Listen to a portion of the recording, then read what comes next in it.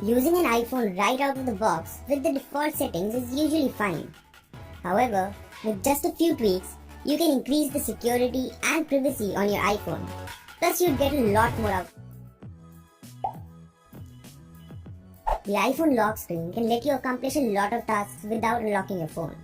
And while that is handy, it does pose a security threat since anyone can reply to your messages, interact with Siri, and even access your Apple Pay wallet from the lock screen.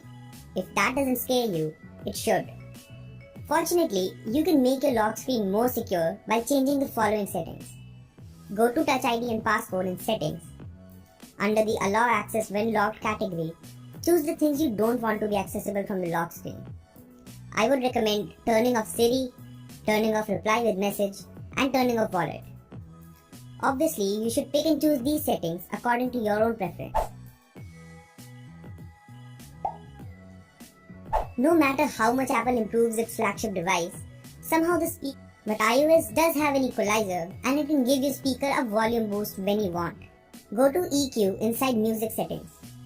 Choose the Late Night preset to get a decent volume boost on your iPhone speaker. Try it out the next time you find yourself at an impromptu house party and amaze your friends.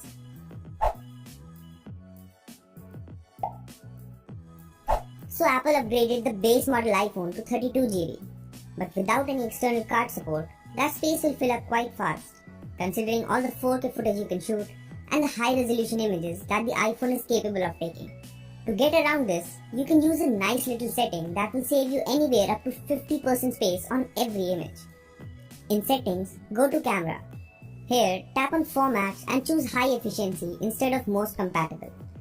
Your iPhone will then encode videos in the H.265 standard, which results in similar or even better quality in a much smaller file size. Images taken with this setting result in a format called HEIF. However, your iPhone will automatically export to JPEG when you try to share the image with a non-HEIF compatible device. So it's a win-win.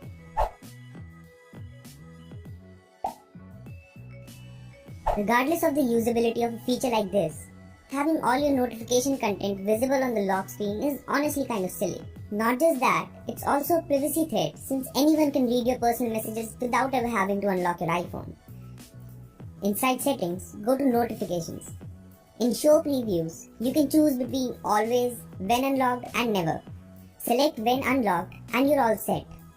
Never is also a perfectly fine option to go with, but it may be seen as being a little paranoid. Choose at your own risk.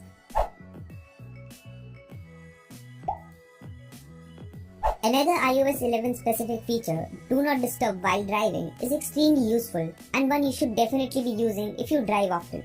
Go to Do Not Disturb inside the Settings app. Under the Do Not Disturb while driving section, tap on Activate.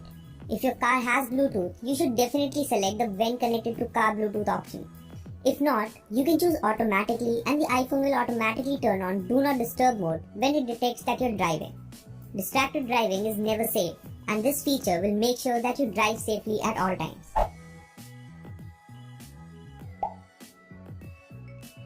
Having your phone stolen is never a fun feeling. However, it can be made worse if someone then starts using your SIM in a different phone. They can easily impersonate you, get access to almost every account you have online, and basically destroy your life. You can prevent this by simply using a SIM pin. In Phone Settings, go to SIM pin. Enable SIM pin and set up a pin. This ensures that whenever your SIM is inserted into a different phone, or even when your phone is restarted, it will ask for the SIM pin. Obviously, you shouldn't forget your own SIM pin either, so memorize it as best you can.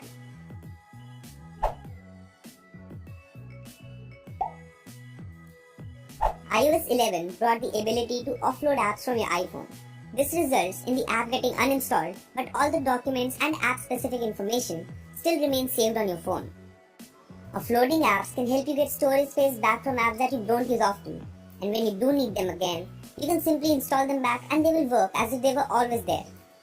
Kind of like magic. In Settings, go to General and then to iPhone Storage. Tap on the app you want to offload and tap on Offload app. Your iPhone helps in making this decision for you by showing the last time you used a specific app, so you can weed out apps that you downloaded but barely ever used.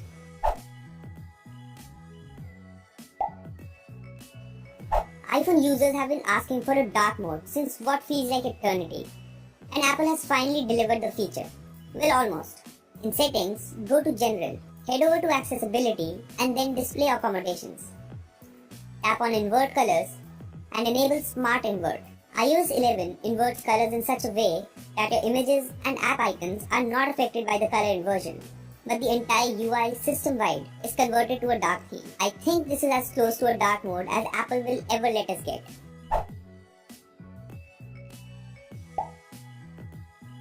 Since iOS 10, iPhones require the user to actually press the home button to unlock the device and go to the home screen. If you prefer the old way of simply touching the home button to unlock and get to the home screen, all you need to do is go to Settings and then General. Here, head over to Accessibility. Tap on Home button and enable Rest Finger to open. Now, with Raise to Wake, you'll be able to open your iPhone by simply touching the home button, making the process far more streamlined.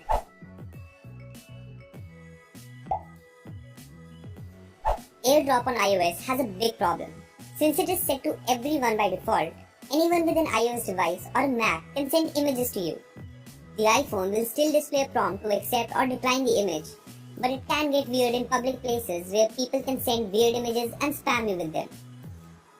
You can simply swipe up to open the Control Center and tap on AirDrop. Select Contacts Only, so only your contacts will be able to discover your phone on AirDrop and send files or images to you. Siri prefers using Bing as its default search engine, so anytime you ask Siri to search for something, it will show results from Bing.